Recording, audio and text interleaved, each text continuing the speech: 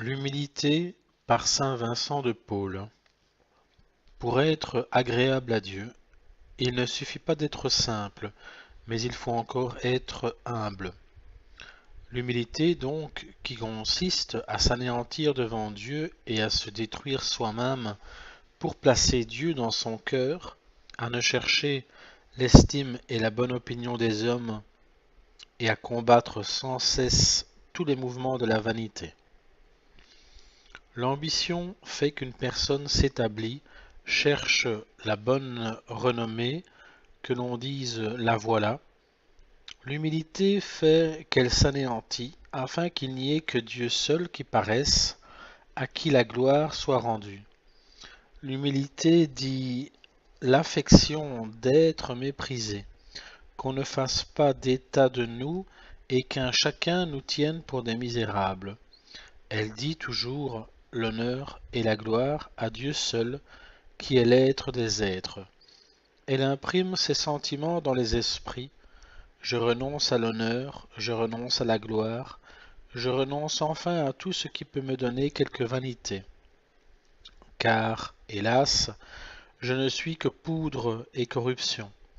Il n'y a que vous seul, mon Dieu, qui devez régner, et s'il était en moi d'avoir quelque chose qui ne fût pas de vous, ô mon Dieu, je m'en dépouillerais volontiers pour vous le donner et m'anéantir dans mon centre. C'était l'entretien du 22 août 1659.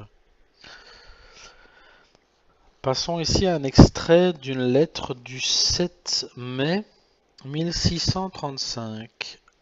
Ressouvenez-vous, monsieur, que nous vivons en Jésus-Christ par la mort de Jésus-Christ, et que nous devons mourir en Jésus-Christ par la vie de Jésus-Christ, et que notre vie doit être cachée en Jésus-Christ et pleine de Jésus-Christ, et que pour mourir comme Jésus-Christ, il faut vivre comme Jésus-Christ.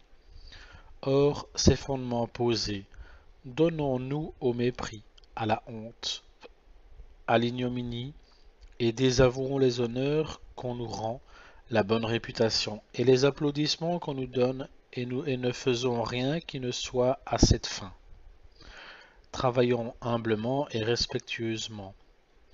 Qu'on ne défie point les ministres en chair, qu'on ne dise point qu'ils ne sauraient montrer aucun passage de leurs articles de foi dans la Sainte Écriture, si ce n'est rarement et dans l'esprit d'humilité et de compassion, car autrement Dieu ne bénira point notre travail.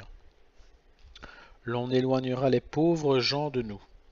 Ils jugeront qu'il y a eu de la vanité en notre fait, et ne nous croiront pas.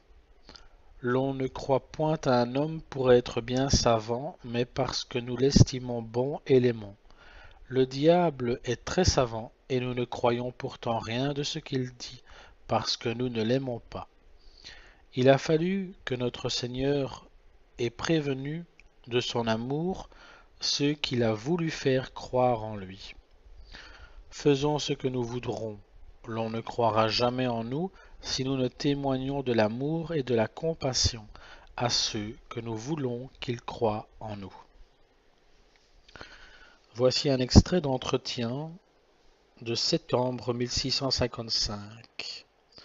Croyez-moi, messieurs et mes frères, croyez-moi, c'est une maxime infaillible de Jésus-Christ, que je vous ai souvent annoncée de sa part, que, d'abord qu'un cœur est vide de soi-même, Dieu le remplit. C'est Dieu qui demeure et qui agit là-dedans, et c'est le désir de la confusion qui nous vide de nous-mêmes. C'est l'humilité, la sainte humilité. Et alors ce ne sera pas nous qui agirons, mais Dieu en nous, et tout ira bien.